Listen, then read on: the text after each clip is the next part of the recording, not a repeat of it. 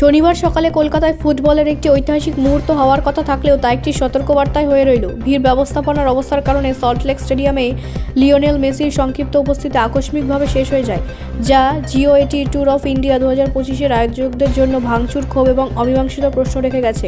Lionel মেসির আগমনকে কেন্দ্র করে পরিকল্পিত 2 ঘন্টার অনুষ্ঠান, যার মধ্যে Bollywood superstar Shahrukh Khan, cricket icon Sourav Ganguly এবং পশ্চিমবঙ্গের মুখ্যমন্ত্রী মমতা বন্দ্যোপাধ্যায়ের সাথে বৈঠক অন্তর্ভুক্ত ছিল, যা আধা ঘন্টারও কম সময়ে হঠাৎই শেষ হয়ে যায়। ফুটবল কিংবদন্তিকে এক ঝলক স্পষ্টভাবে দেখতে না পেয়ে হাজার হাজার ভক্তরা ক্ষুব্ধ ও হতাশ হন।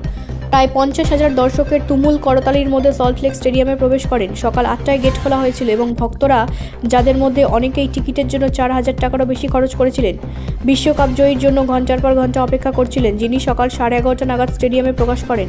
পরিকল্পনাটি ছিল সহজ: স্টেডিয়ামের চারপাশে একটি সম্মানসূচক প্রদক্ষিণ, মাঠে সংক্ষিপ্ত আলাপ পরিচিতা এবং তারপরে বিশিষ্ট ব্যক্তিদের সাথে বৈঠক। কিন্তু এর পরিবর্তে মাঠে পা রাখার কয়েক মিনিটের মধ্যেই মেসি নিজেকে রাজনীতিবিদ, ভিআইপি, নিরাপত্তাকর্মী এবং তাদের সঙ্গীদের ভিড়ে পরিবেষ্টিত দেখতে পান, যা একটি ঘন মানব প্রাচীর তৈরি করে ভক্তদের দৃষ্টিপাত সম্পূর্ণরূপে অবরুদ্ধ করে দেয়।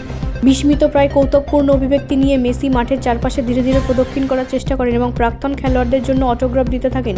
কিন্তু ভিড় আরও বাড়তে থাকে, কারণ আরও কর্মকর্তা এবং অতিথিরা তাকে ঘিরে ধরে, যাদের অনেকেই ভিড় নিয়ন্ত্রণের চেয়ে সেলফি তোলায় বেশি আগ্রহী বলে মনে হচ্ছিল।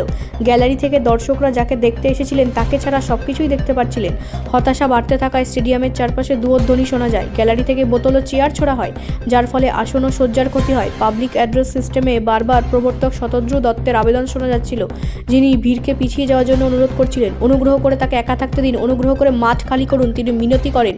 এই আবেদনগুলো বেশিরভাগই শোনা যায়নি। পরিস্থিতি নিয়ন্ত্রণের বাইরে চলে যাওয়ায় মেসির নিরাপত্তা দল তাকে প্রদক্ষিণ সংক্ষিপ্ত করে তাকে মাঠ থেকে সরিয়ে নিয়ে যায়। 38 বছর বয়সী লোকটি স্টেডিয়ামের ভেতরে মাত্র 20 থেকে 22 মিনিট কাটানোর পরেই তাকে সেখান থেকে সরিয়ে নিয়ে যাওয়া হয়, যা তার পরিকল্পিত 1 ঘন্টার অবস্থানের চেয়ে অনেক কম ছিল।